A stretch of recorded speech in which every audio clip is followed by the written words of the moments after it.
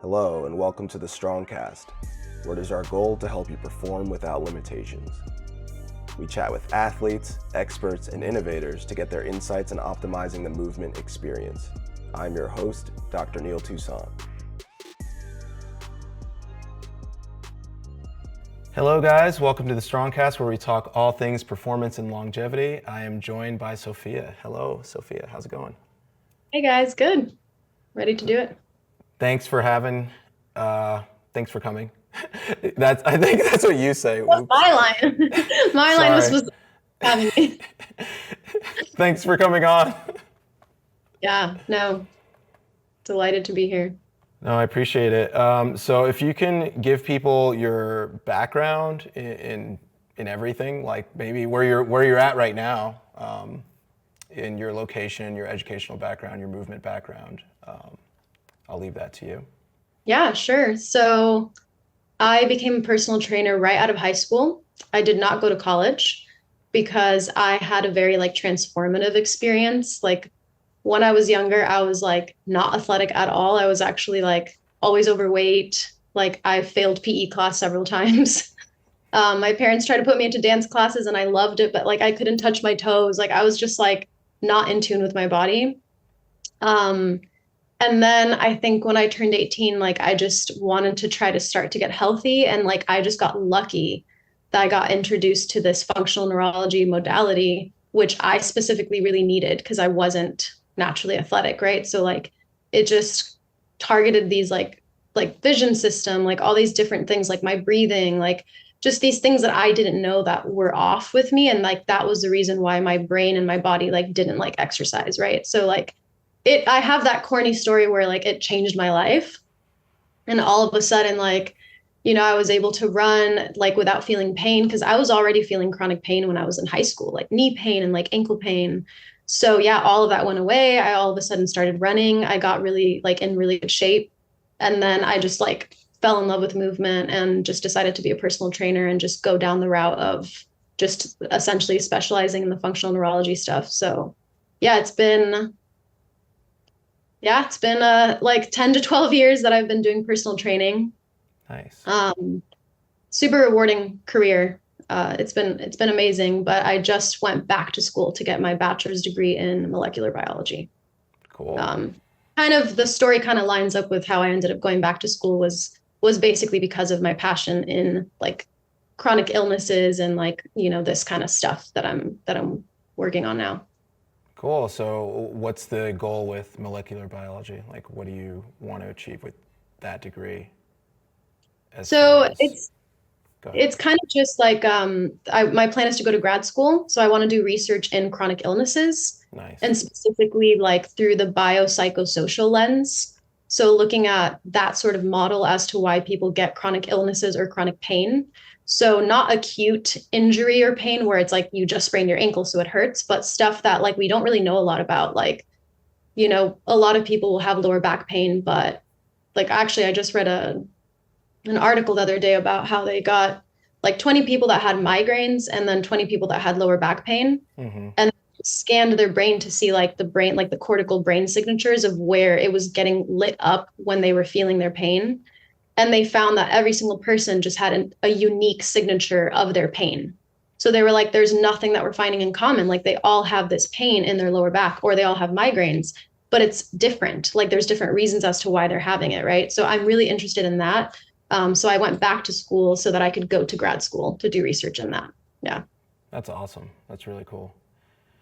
So tell me more about the functional neurology. How did you get educated in that field, and more about what it entails? For somebody who has no idea what that is, if you could explain what that is and how you use it on a day-to-day basis with the clients.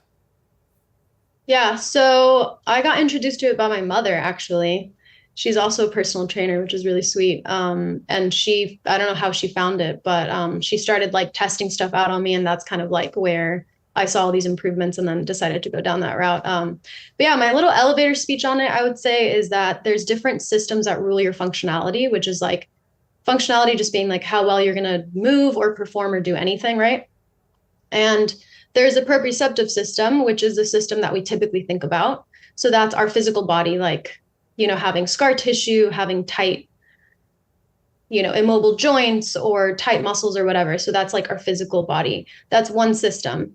But then there's also these other systems that contribute to your movement, like your visual system, which is pretty obvious, right? Like we need to see where we're going in order to move. And then there's also like your vestibular system, for example, which is your inner ear canals and those little tubes that tell your body where you are in space. So all of those things integrate together to give you, the output, which is your movement. So functional neurology essentially looks at the neuroscience of the vision system, the vestibular system, the different lobes of the brain and how they contribute to your movement. Like, a quick example that I think a lot of people have heard of, like the old reptilian brain, is the cerebellum, which is kind of like at the base of your brain. And that is in charge of coordination, accuracy, and midline stability. And then we have the frontal lobe, which is constantly checking the cerebellum, because the cerebellum is kind of acting reflexively. So we have the frontal lobe that is correcting mistakes. And that's what people think of as like your decision-making part of the brain, right? So functional neurology is essentially like taking all the information we have about neurology and how the brain works and like all the systems. Like I just took a class in college actually called like Intro to Neuroscience. And I learned all the stuff that I had already learned in my certifications. It was so nice. Like I didn't study at all. And I just like did really well in the class because I was like, Nice. yeah, this. But it's basically taking it from being abstract information and applying it to fitness specifically. That's why it's called functional neurology, because it's like, okay, let's use this information and actually make it functional for movement. So that's kind of what it is. It's just, yeah, addressing any imbalances that people might have in these different systems beyond just the proprioceptive system. Nice. So before we get into how you help people with that specifically, like how do you, if you could explain to people how they would get a deficit in these systems, because for example, it's really easy for somebody, I think, to see, oh, I sprained my ankle, the ligaments stretched or tore a little bit, and now it needs to heal. But I think that's a little bit harder for somebody to realize, like, oh, my vision is fine. What do you mean? How are we going to be training that processing? Or Yeah. I have good balance, so why would, so if you could explain to people at home, like how a system like that could have deficit and how you kind of come in and help correct that. Yeah. There's a couple examples that I can think of that are like, sometimes it's like, what came first, the chicken or the egg question? Yeah. Like, what I like about this system is that we're not trying to necessarily say like, this is why this happened to you. We're more just saying like, here are the imbalances that we found through these assessments. And then there's a lot of assess and reassess that happens. So we use the drills that would upregulate that part of the brain or that system. And these are all just based off of evidence of like the mechanisms of how these things work, like the neuroscience. And then we reassess to see if it made a difference. And if you target the right area based on doing like a proper assessment, it usually works. Sometimes there's weird nuances, like giving someone what they need actually makes their brain like go into a threat response because it's like too much, kind of like lifting too heavy of a weight or something. But that's kind of a side tangent. Two examples I can think of is your vision system. So even if you have perfect vision, like 20/20 vision, visual acuity, you could have deficits with peripheral vision, depth perception, or reflexes.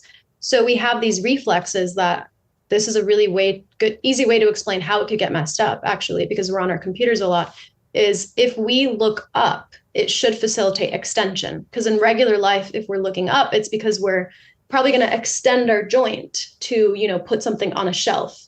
And if we look down, we're most likely going to flex because we're picking up something, tying our shoe, and that goes along with like full flexion, right?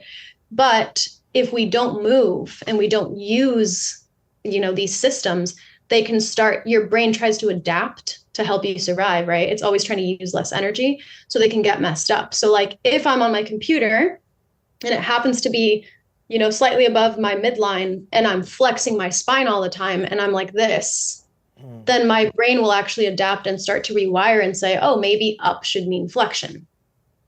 So you become really good at being on your computer, but then when you actually go back to real life and try to do functional things, then these reflexes are messed up. So that's like an easy one to explain, like how that could occur. Yeah. And There's other examples like for your vestibular system, it could be something that happened in childhood. Like I give people a questionnaire usually to get their history. And one question I ask is like, did you get ear infections a lot as a child? Because that can totally impact, as they're developing their vestibular system. And that could be what caused them to have, a slight head turn.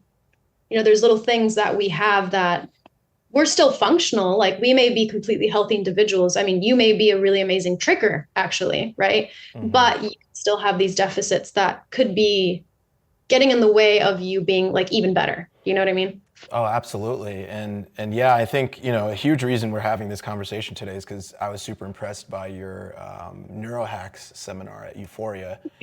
And I thought it was awesome. And if we can go into that, unfortunately, just for the viewer, I filmed it, but the audio wasn't connected until the end. So Right. having Sofia on to just kind of give us some takeaways, not only from that seminar, but just from functional neurology in general. And then we're going to get more into some goal setting and stuff later on. But Awesome. yeah, if you can give us some, what do you commonly see? So I know you do, you trick, but you also do capoeira, right? Mm-hmm. Yeah. So actually, let's go a little bit more into your movement background real quick. Like what are you doing as far as movement, and what are you around a lot? So I would say that my goal, I don't know if this will shift over time, but is to kind of be like a jack of all trades. Like I like the idea of just being good at several different movement disciplines, even if I'm not going to be like the best at one of them, just because Right. I feel like it makes me like a well-rounded athlete. So yeah, I do a lot of capoeira, I do tricking, and then like just weightlifting. Like I've done a lot of different like like kettlebells. I've kind of messed around with everything, and then ultimately found tricking and capoeira at the same time. And I was just like, this is what I've been looking for. Like it has all the elements of like creativity and then like being really functional and like able with your body, right? So those are my main focuses, but I also do aerial silks. I do a lot of hand balancing work. Like I've been doing that for the last 6 years. And yeah, I do weight training. It's probably the most boring thing I do now, unfortunately. I used to love it, but now I'm like, I could be handstanding. But yeah, I do it just to keep my body in shape. Yeah. So Cool. Yeah. So I've been moving my body for the last 12 years since I discovered that I have a body that is capable of doing anything that I want if I, do the right things. no, that's super real because before tricking, I didn't do anything. I just played video games. I had no background at all. Like I See just my my console back there? My PS4? no, not here. No, that's like that's all stuff for physical therapy. So that's probably that thing is a stim machine for dry needling, actually. Oh, nice. Yeah. That's awesome. Yeah, so that's all this is the PT office room. But no, that's super cool. Like, so since you've been around a lot of movers, like what do you see specifically with trickers? Because I know you did that workshop at Euphoria. So like, what did you find that maybe you were surprised by from a functional neurology's perspective that trickers have issues with that's affecting their performance? Is there anything? Something that I'm surprised by is that with tricking, because we tend to be like one-sided trickers, the better you get at tricking, the more of an imbalance you might have. And something that's been difficult to figure out with certain trickers that I worked with is that sometimes when they have pain, it's due to the fact that they have these imbalances. And like one main concept that I like to talk about is sensory mismatch. So I talk about these different systems, and all of these systems are giving your brain information about where you are in space, right? But if those systems are slightly skewed because of, different things you've done in your life, like tricking, like spinning constantly, that, for example, could tell your body that where your middle is really slightly this way, right? That's, I don't know, I could be making it up, but that's something that could happen, right? So Absolutely, yeah. sensory is this idea that, your eyes are telling your brain that the floor is here, but maybe your inner ear system is telling your brain that, no, it's actually slightly like this. And then, so you have these sensory mismatches that kind of make your brain a little bit confused about where you are in space. So the analogy that I like to use is like if you had a map and you were trying to get from point A to B, but it was slightly blurry, so you couldn't really see the road. So, you might take a longer amount of time to get from point A to B than if you had a clear map. So the sensory mismatch is what contributes to that map. And something that I see often with trickers is one, just being a lot more coordinated on one side, obviously, which is the cerebellum. So you have the right and the left side. And that imbalance eventually does have an impact because, your cerebellum is in charge of your midline stability. And I see a lot of visual suppression, which is really interesting. A lot of vision stuff. So I don't know if there's like a pattern, but specifically like with the people that I saw at Euphoria, they had a lot of vision problems. And they were still able to do pretty amazing tricks, but I think they're using their proprioceptive system a lot to kind of compensate for those things. Yeah. Definitely. Yeah. No, that's super interesting. So when you say vision issues, like what kind of things were you seeing? Like, if you don't mind going deeper, as far as, I know you had some crazy test on okay, so she had a projector and that was awesome. I've always wanted to go to workshops and have projectors that are small enough to fit in my bag, but big enough to actually have good image. So that's always a difficult thing. But you had on the projection like a bunch of different numbers, for example, or colors. I'm trying to remember exactly what, but there were different things that like, oh, if you see one thing, you have to do a specific type of movement. Is that the kind of thing that you were seeing deficits in, or? Yeah, for the workshop, I made it really generic. Like, this is what you generally would do to work on hand-eye coordination. This is what you would generally do to, work on speed or something. But when I see a client one-on-one, I do assessments for every system, every part of the brain, every, whatever, vision, different skills. And then based on that, then they have certain, exercises that they have to do. And everyone's different. Like, I have seen trends in the past. Like, I noticed personally that a lot of women that I would see, for example, that had C-sections, because I sometimes work with an older clientele as well, like especially when I worked at a gym, they tend to have this down reflex that I told you, like looking down facilitates flexion. They tended to have that reflex missing. There's ways to test for it. You can see if it actually works or not. And I think it's because they have a big scar on one of their biggest flexors, which are your abdominal muscles. Yeah. So it's stuff that like I can't prove, right? Because it would need to be some research to do it. But yeah, I did tend to see a lot of vision problems. Something that is rare to not see is people not having visual suppression. So visual suppression, it has nothing to do with the acuity, which is how clear you see, but it's once the light and information goes through your eyes, even if you have 20/20 vision, it gets sent to your visual cortex, and then the visual cortex interprets that information and then gives you your vision, right? So beyond the actual eye lenses seeing clearly, your visual cortex has this right and left side, and they need to work together.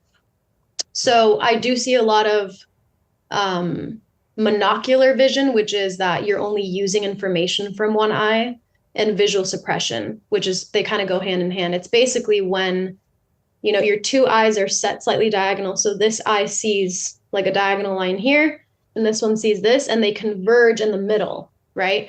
So ideally, we have two eyes for a reason because we get more information, but visual suppression is when one side of the visual cortex isn't functioning as properly. So the brain just goes, you know what, this is confusing. I'd rather just favor and listen to this side only.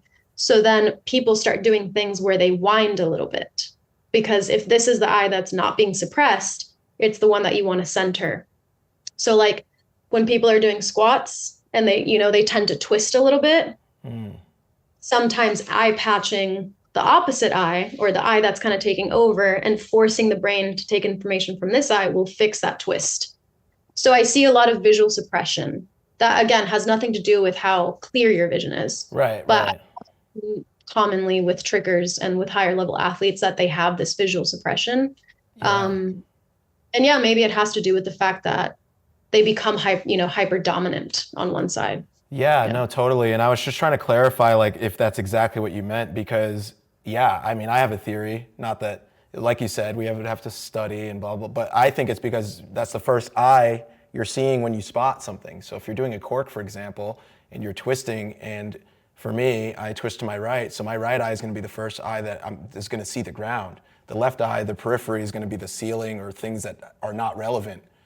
So Yeah. it makes sense that just like the body, the brain is compensating to our movement patterns and adapting to what we do throughout a daily basis. And, as you know, with TrickStrong, we're trying to get all the tips and tricks and to help people with their performance and longevity goals. So is there anything that you see that's really helpful from a functional neurology standpoint, like just general tips or exercises that people could do at home to help even things out, or even to determine if they have an issue first? Yeah, for the visual suppression, it's actually really easy. There's a product that you can buy on Amazon for like $5 or $10, or you can make your own because it's basically a string with beads on it. It's Oh called a yeah. Brock string. And the Brock string tests whether you have visual suppression or not. So it's kind of like a little eye trick where you have a string that is, you're holding it up to your nose, and there's beads at different distances because you can have visual suppression at different distances depending on you. Um, you look at the center of the bead and you should see the way that the vision system works. If you don't have visual suppression, you should see an X around the bead. But if you do, like let's say this eye is being suppressed, you'll see a diagonal line. Or for some people, they'll see the two, and then out of the bead, they'll only see, one line skewing in one direction. So that's a really easy way to assess yourself to see if you have visual suppression. And that's the one that I will be surprised when I assess someone and they're like, oh, I see the X, I see the X. I'm like, oh, wow, that's cool. Because I usually will see a deficit in that. And the cool thing about the Brock string is that the test is also the drill. The way to improve your visual suppression is by, every day for a minute to 5 minutes, staring at the Brock string and trying to get your brain to see those two lines. Because, once you know that's what you're supposed to see, you can kind of like just basically fake it till you make it, and you can make it appear over. There's obviously more specific drills you can do. Like another concept that I tried to kind of give at the workshop was the more the load, the more the learning. So the more you load the brain, the more it's going to learn and pay attention to what you're doing. And that's just from a survival standpoint. If I move my finger, in a specific weird position and I'm trying to improve that, if I add a band to it, that's going to add more load. So my brain's going to pay more attention and be like, okay, this is something that's more important that I should start sending more energy towards.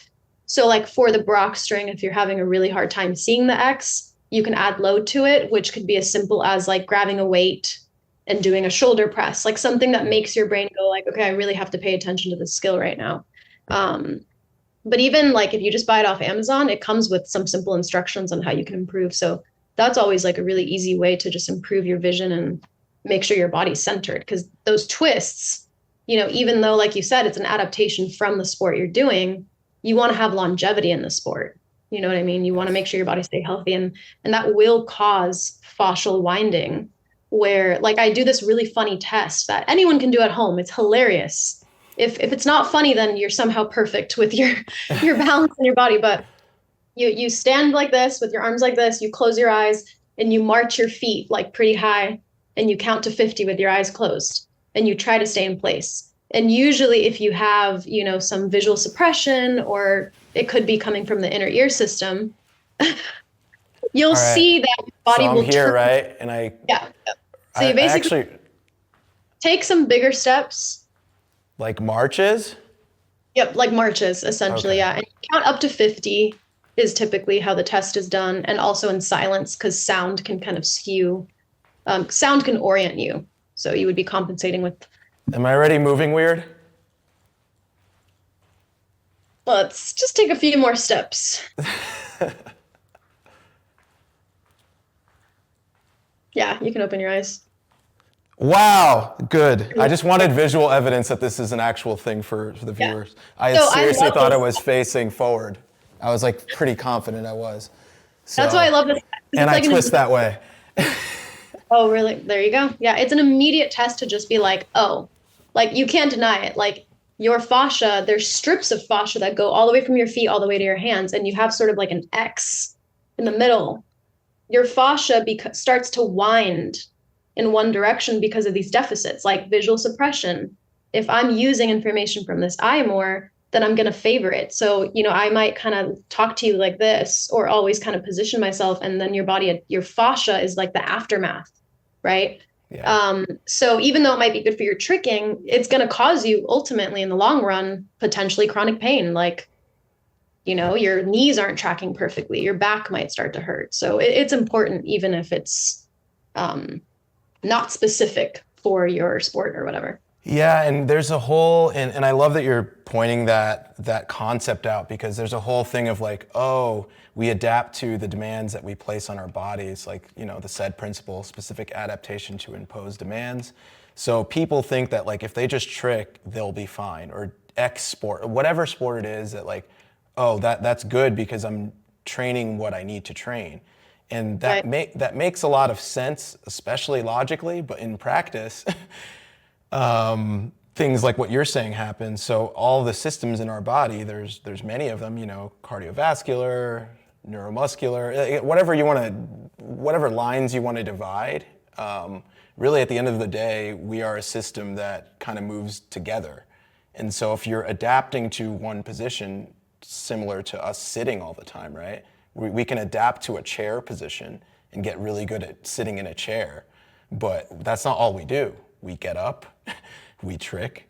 And then so if you're only, twisting and then sitting and then twisting and sitting, that can become an issue. So to your point, longevity is having the ability to move not only into your adapted positions, but out of them so that you can maintain that over time and not become Yeah. a shriveled up right-sided person. Yeah, because if you have pain, you can't even do your sport anymore, And what's interesting too is that a lot of the times fixing those imbalances will improve tricks, though, which I find really Yes. fascinating because I have seen that there's this balance between like fixing someone's imbalances and not taking them away from the imbalances that actually make them really good at like spinning really quickly or something. So there's kind of this balance of like cross training and taking care of your health, but then also doing things to specifically make you already better at what you're good at.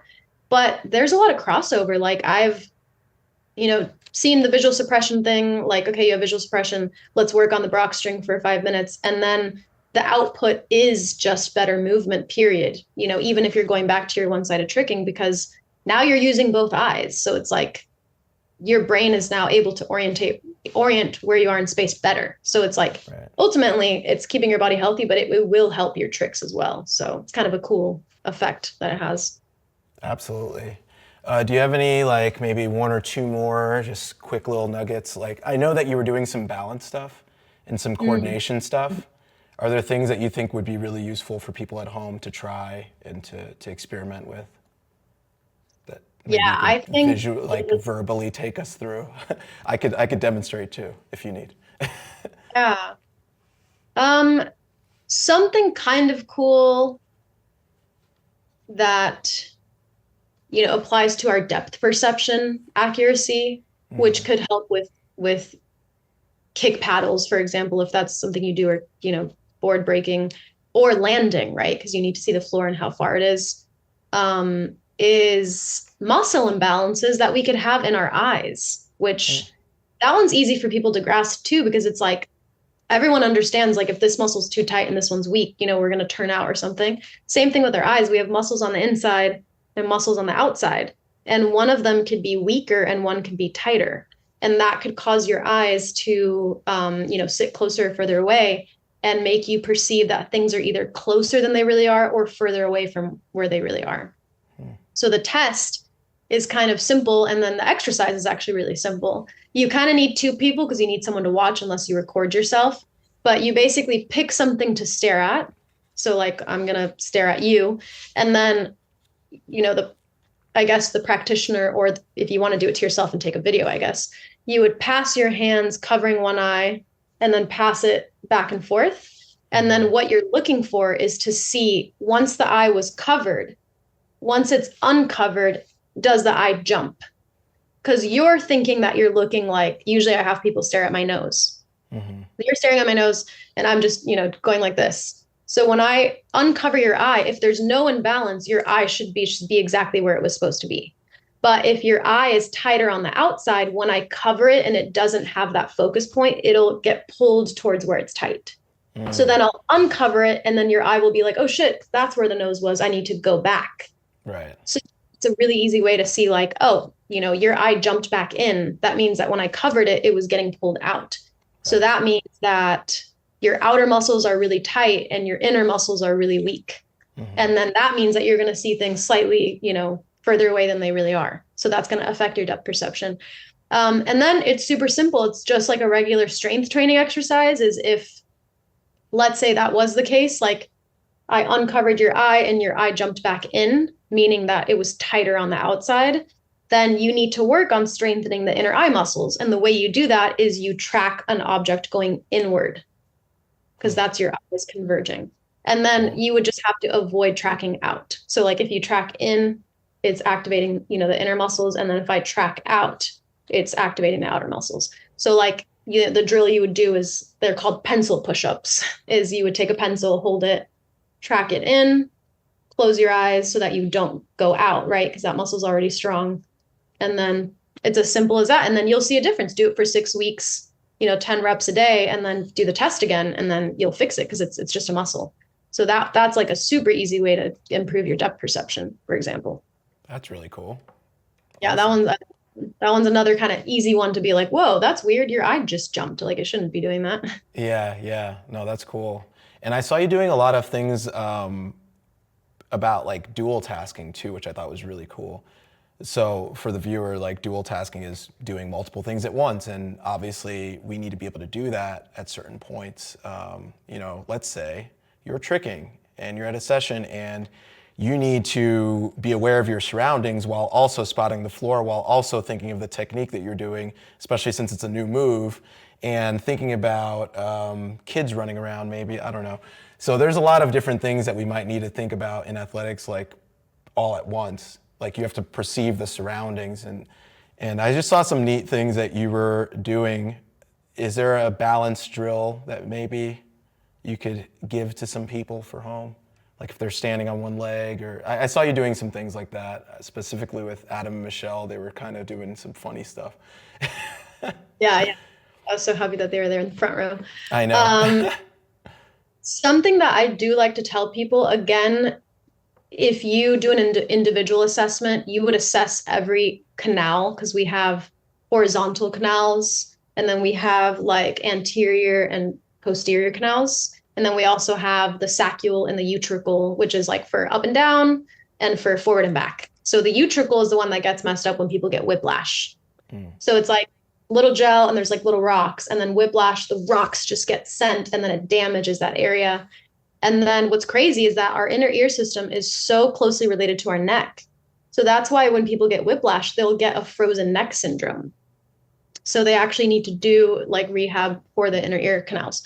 So anyway, there's specific assessments you could do to see which ones are weaker in you personally, but just generally, something that I think is really important to do is to train your balance, considering those different positions of your head and those different canals. So like standing on one leg is like the base level one, but then stand on one leg and you're like, oh, my balance is great. Start to turn your head where you're now shaking up the inner ear, the horizontal inner ear canals. Okay. This is also fun. But I Why gotta not? say, trickers do tend to impress me with this one, because you have to have good balance for tricking. I'm doing my plant leg. I'm cheating.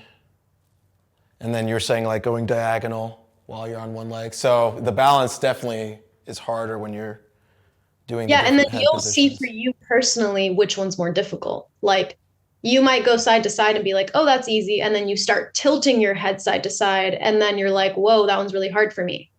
Or yeah, actually I have pretty good balance. Good.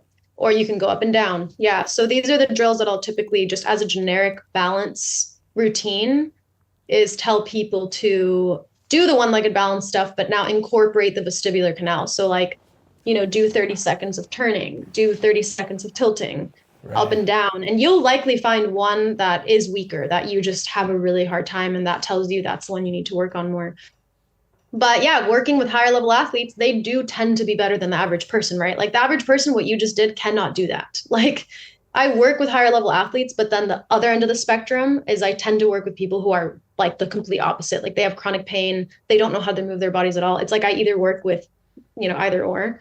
Right. And yeah, the average person cannot even stand on one leg. right? Which is really sad. So for athletes, what I'll have them do is if those things are easy, the next step is closing your eyes. Oh, Because yeah. as soon as you close your eyes, you want to try it? Sure. Let's do it. As soon as you close your eyes, you don't have the visual system telling you where you are in space anymore. So it just makes it a little bit more difficult. So there's ways that you can make it more advanced for an athlete that already is, pretty fit. Definitely a lot more challenging. I would say in the eyes open, this specific diagonal was the hardest. Oh, This going from this side and not this one, which I found interesting. yes. And so I'm guessing it's going to get worse with my eyes closed. Figuring it out. Oh, there it is. And then this diagonal wasn't as bad for me. Oh, now it is. Yeah, like for athletes, what I've found is you have to make things hard enough to actually see the imbalances come out. Right. Because if it's easy enough, like you'll see a little imbalance, but make it hard enough that you clearly can tell, like every time I do that, it's always this one head position. Right. No, that's super interesting. I'm going to play around with There's that. also like one foot in front of the other is another way you could stand and try to work on that. Tandem. But just working on the inner ear canals, and that what I talked about, which is the vestibular ocular reflex. So it's this reflex that we should have, goes a long way. Like just working on that, which is super easy. You literally just have to look at your thumb and keep your eyes on your thumb and move your head in the different positions, right? Of course, the individual component is necessary because imbalance means that one side is really good and one side's not. So like if you did all the different positions, it could probably generally, like it won't hurt and it'll probably make anyone better. But you might need to overdo one position that actually needs to be like fired more. And you might actually need to like not do one position because it's already overstimulated. So yeah, a quick way to assess yourself is just kind of stand in a position that's difficult for you to balance in with your eyes closed. For the average person, I just have them stand with their feet together and with their eyes closed, and they will snap their head into these different positions and then kind of see like you'll all of a sudden see them sway a bunch where there's weakness. But for athletes, like Yuri was telling me how he had like a concussion, and I was trying to give him some assessments really quick to see. He was fine, and I'm like, oh, there's nothing wrong with you. But I realized like, wait, we need to make it harder. And as soon as I had him stand like in a more difficult position, did the same test, clearly there was one position where it was like he was just super wobbly. Right. So it's kind of cool to explore that, and just see for yourself where you find these deficits. And then the exercise is just practicing it, or, doing these drills where you just move your head in that position and stimulate that canal that's weak, basically. No, that's awesome. And as athletes, we're really good at compensating. So, and if we have more tools like, these muscles that are developed or whatever to trick it, then we can get past our compensations. But to what we were saying before, we could be a lot better if we could address them.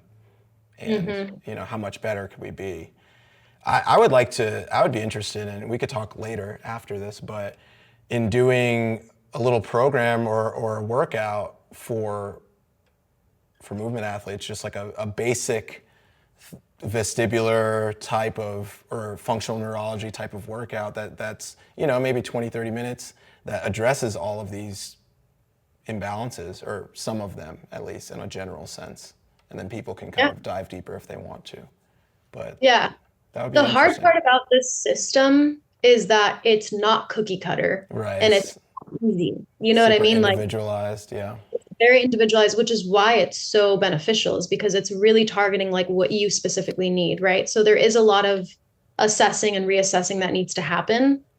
So it's a little bit more investment, but the payoff is huge. Like you can literally go from not being able to touch your toes to dropping down to your hands flat if you give your brain the right drill that fixes some imbalance, because all you're doing is making your brain feel like it's safer, in space. If your brain feels safe, that's when it decides that there's nothing wrong with you going all the way down to touch your hands to the floor, right? There's a lot of balance involved with that, actually. And what I find fascinating is the concept of tight muscles. People tend to target the muscles from the proprioceptive end, which is necessary too, right? Like you might have scar tissue or like mobility that needs to actually be addressed. But a lot of the times, your brain is what puts the brakes on your body. Like, Yes. if your brain feels threat and doesn't feel safe, it's not going to want you to stretch really far. It's going to limit your movement because it's like, no, I don't want you to move. So I'm going to stop you from moving. So it's a little bit more work and a little more self exploration where you have to do these tests on yourself, but you could get some really, really big payoffs from it. Yeah. No, absolutely. I couldn't agree with you more. I always tell my clients pretty much exactly what you just said about like the stretch reflex and how, you know, muscles aren't getting longer or shorter necessarily. A lot of research is showing that it's just Yeah. exactly as you said. It's a reflex that is mediated by the brain, and if Yes. we can create safety, I've had people that, you know, can't touch their toes, and then you activate their core, and then they can, because now they know that they won't fall on their face.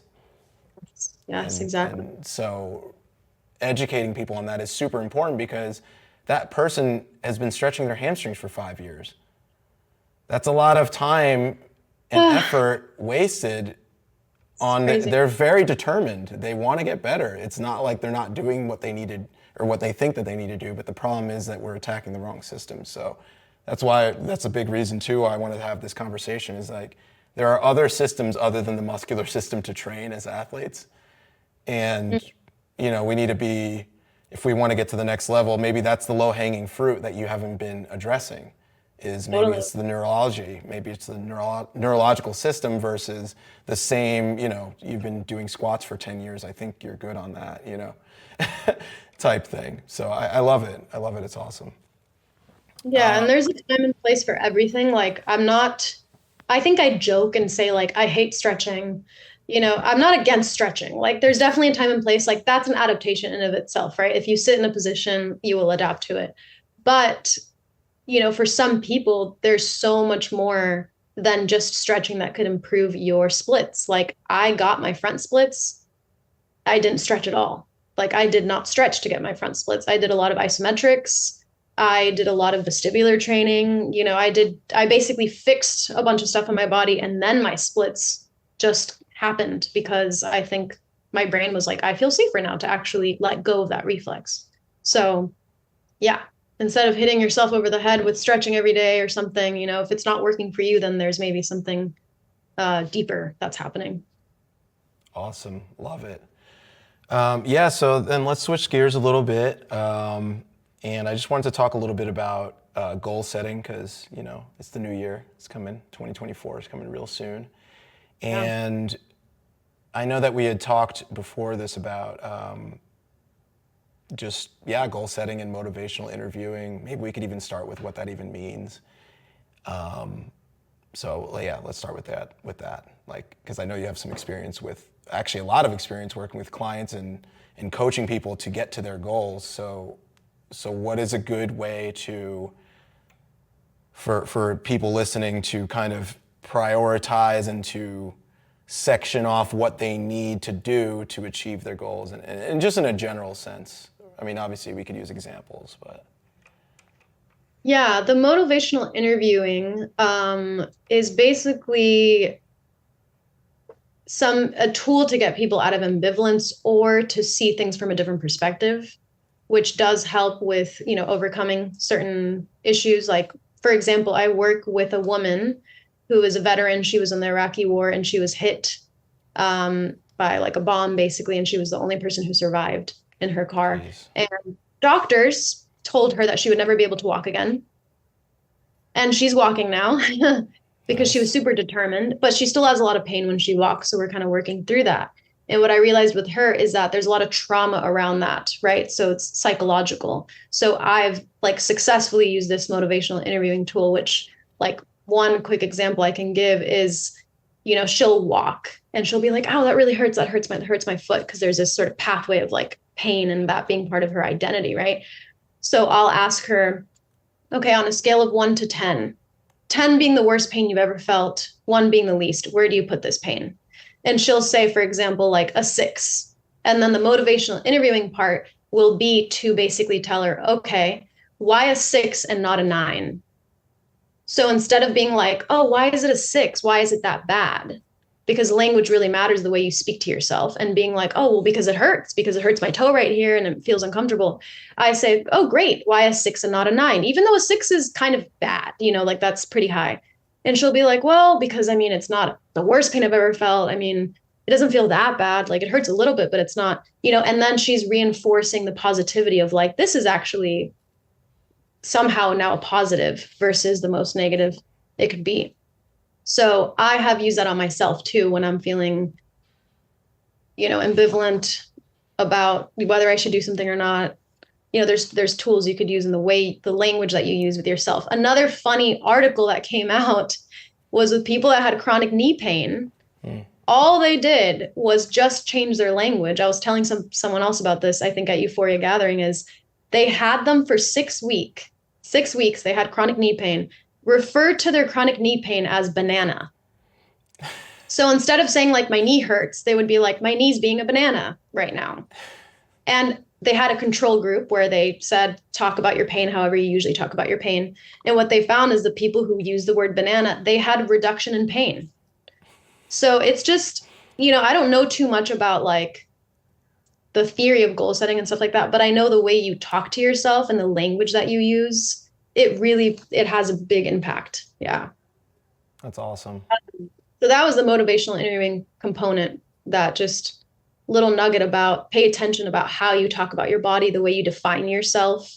Like something that I try to get my clients out of is saying that like, oh, I have a bad knee, or like, oh, that's my bad knee, or like, that's my bad side. Just talk about it differently because you're reinforcing that neural connection, and that actually does have an impact.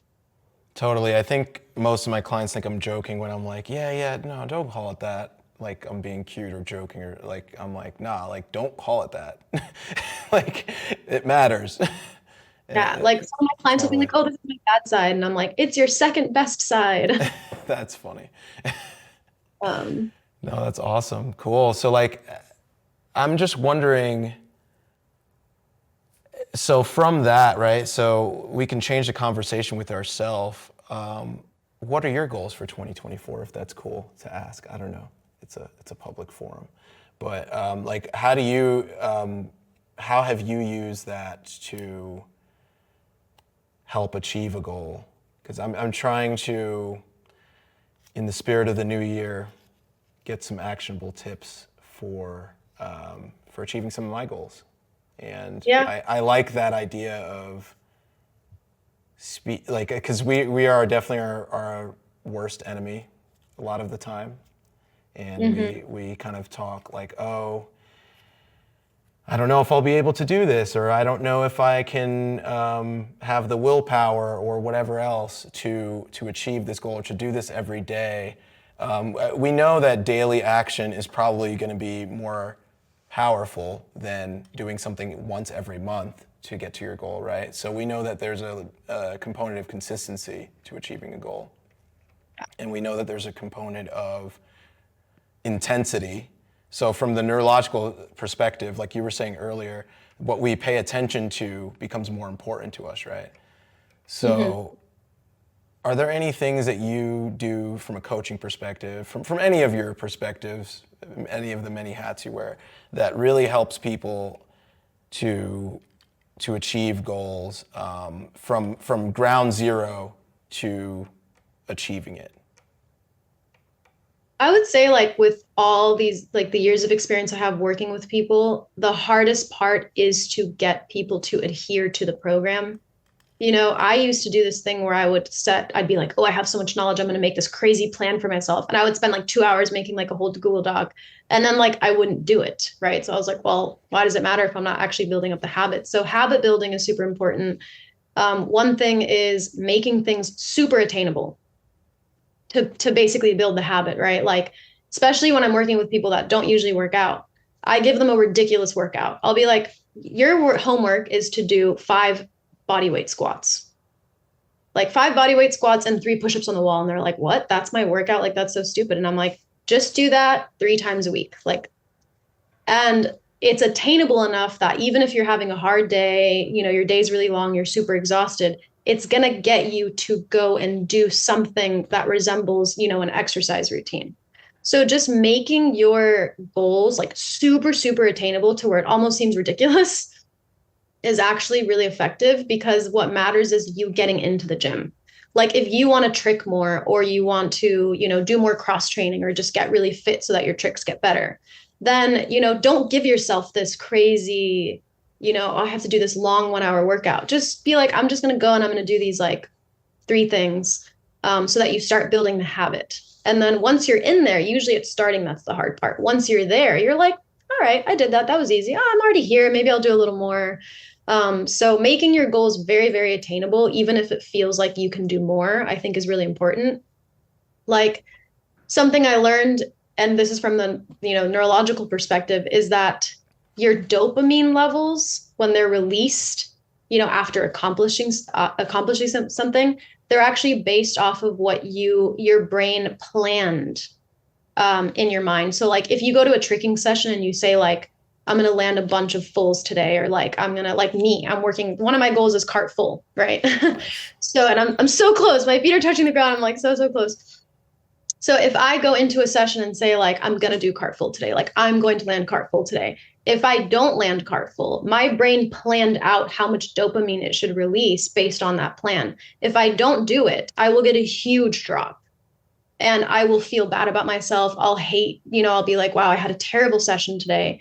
Whereas if I go in and say, I don't have any expectations, I'm not necessarily expecting anything out of myself, just going to have fun. And then I happen to land a cart full, the dopamine release will be way bigger than if I had planned it and did it. So it's kind of interesting that, you could be doing the same physical outcome, but the dopamine release, the reward system actually changes based on like essentially your expectations. So I hate to say that maybe my point was have low expectations, but don't have too high expectations of yourself. Make Right. things sustainable.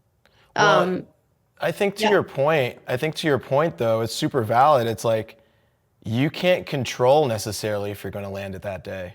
Like, sorry, there's so many factors that can happen that you might not have full control over that. Mm-hmm. So, and just to go off of what you're saying, I can't remember exactly how he said it, but we had a podcast with Kojo, and basically it was like, we don't have to land the trick today. We just have to work on it today. Yeah. So whatever it is, replace trick with whatever you're working on. But to your concept and to that, what I'm seeing is like, okay, maybe I'm going to go work on my cart fulls today. Mm-hmm. Oh yeah. That's the story you're telling yourself. And then you're going to get that dopamine release because you did that. You worked Yeah. on your cart fulls that day. Did you land it? That's, whatever day it is. Maybe you did, maybe you didn't. But I think that's super valuable. And the not beating yourself up is so important in this. And that's why New Year's resolutions last like, what, 27 days typically, is Yeah. because, we're so good at beating ourselves up about like, oh, we didn't do it. And then you get a negative reinforcement loop, like you're saying, like dopamine's going down, down, down, because the story you're telling yourself is, oh, you didn't do it, versus, oh, I'm just going to go work on it. And whatever the result is, it is what it is. I Yeah. love that. Yeah, totally.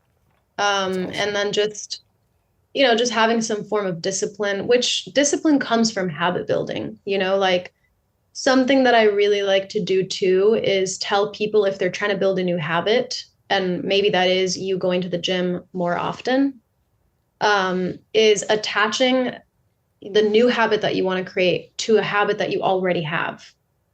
So there Nice. was like this TED talk or something about some guy that wanted to get really good at push-ups, and he like was failing and failing, and then he basically decided to, every time he would flush the toilet, because that's a habit that we 100% have, right? I hope. Yeah, definitely. Unless you're like, yeah, he would, I was going to say, unless you're one of those, if it's yellow, let it mellow people. But I live with a lot of hippies here in Santa Cruz. So every time he would flush the toilet, he would do 3 push-ups. So he was attaching the habit of like doing the push-ups to a habit that he already had, like brushing your teeth. So yeah, and then just extrapolating from that concept, there's research that's shown that if you attach, new habits that you want to form to an old habit that you already have down, that's going to somehow create like a neural connection that helps you achieve those a little bit quicker. So I've thought about different ways that I could apply that for myself. But yeah, that's also a good way to try to build a new habit if you're trying to, go to the gym more often. Yeah, That paired with making things really attainable, I think, is a really good way to get yourself to be productive. for sure. I've definitely done that. What is a morning routine other than what you just said? It's like you wake up, then you do the routine. The reason that that's a thing is because you wake up and you brush your teeth and you do these things, and then it's a part of your routine, right? So like for me with my morning routine, we don't have to get into exactly what it is, but I mean, yeah, sure, okay. So I wake up, go to the bathroom, brush my teeth. I have a sauna, which I am so happy that I have this sauna. Love It's the song. Yeah, Yeah, so cute. I do that, and then I do my morning cars. So I do some mobility training basically. And then after that, if I'm being very good, I'll do some basic, you know, like calf raises, some knee things for like another 10 minutes or something. And it feels good. And it's so tied with what I already do that it just feels like I'm starting my day versus getting to the gym and doing this stuff later. And I notice like when I go away, like if I'm not in my routine and I come back, it depends on how long I've been away, but if I'm away for only a short period of time, it's very intact and it's good. It's just like, oh, back to normal. Like if I go to a gathering, I come back and I'm just doing this again. But if I'm gone for like a month or something, or something's happening for a month, then it becomes more difficult. So staying on your routine or replacing it with something when you can't do the exact thing is also a good idea just to keep it going. But yeah, I love this. What I So like tricking is like it's so fun that it takes the chore away from it. Like, if I'm ever like, sometimes with finals and stuff, I just fall off of my routine because I'm just so focused on studying. And then it snowballs, right? And then I'm just like, I don't want to go work out. I'm so tired. But then it's like, I'll just go to the tricking session. I'll just go to the tricking class. And it's like, I don't have to think someone will either motivate me because the sessions are super hype or the class, it's like they make you do it. So just making things fun too, like that just goes such a long way. Like with people that are just, regular people that are just trying to exercise, I'm like, find something fun in movement. Like that's what's going to make you want to do it. Or if you have to be disciplined, then, do some of these strategies where you're attaching a habit or, making it ridiculously attainable that you actually show up. absolutely, set up the system and then scale it is what I'm hearing too. Like, and it works so well. It's like those 5 squats and 3 push-ups in a few weeks will easily be 3 sets of whatever, and then you'll have like 2, 3, but you don't even have to go that far in your head. It'll just happen over time. It'll just happen. So Yeah, awesome. I have some really eager, like I actually tend to train because I work in like Burlingame, which is really close to Hillsborough, which is like a very like wealthy, affluent area in the Bay Area. So I actually tend to work with a lot of teens that are athletes where their parents want to hire me to like, give them that extra edge. And they're so eager sometimes because they're so used to like, achieving. They're so eager for me to give them all this homework. They're like, okay, what do I do? And I'm like, I'm not going to give you homework. Like, I'm going to give you stupid homework. Like, I'm going to give you this one drill that you could finish in 5 minutes because I just want to first see that you can actually stick to that routine. Like, if 3 weeks later, like your parents can confirm or you can confirm that you've been doing that 3 times a week like you should, then I'll give you more. Like first, let's build up that habit.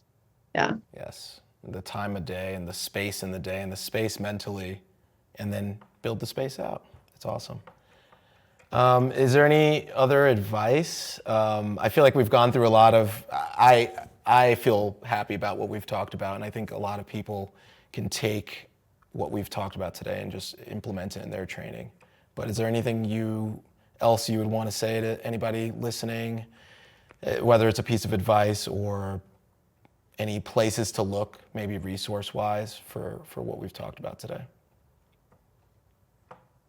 Besides your Instagram. I need to post more actual like educational content. I tend to like because it's my job, then on Instagram I just do the fun stuff, but I do want to add more of that in.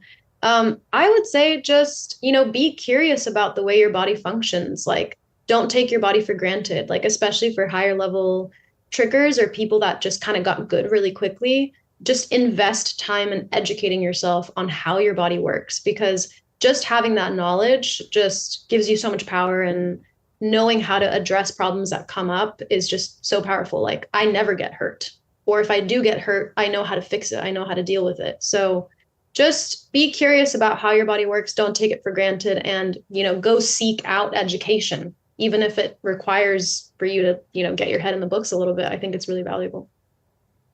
Couldn't agree more. I am happy to be on this journey, and it's super valuable. It's super, yeah, it's just so relevant always. Everyone has a body and everyone has issues with it. And Yeah. why not learn how to solve them and just make ourselves better? So thank you so much for coming on. Can you give your Instagram handle for anybody who wants to connect or see your content, if that's cool? Yeah, I think it's Sophia with an F underscore DLV. I'll throw it up there too for anybody who wants to connect. Awesome. Yeah. Thank you. All Get the TrickStrong right. Cool. I didn't tell her to say that, but I agree with that. On that note, I will see you later. Thank you so much for coming on. Yeah, thank you. Thanks for having me.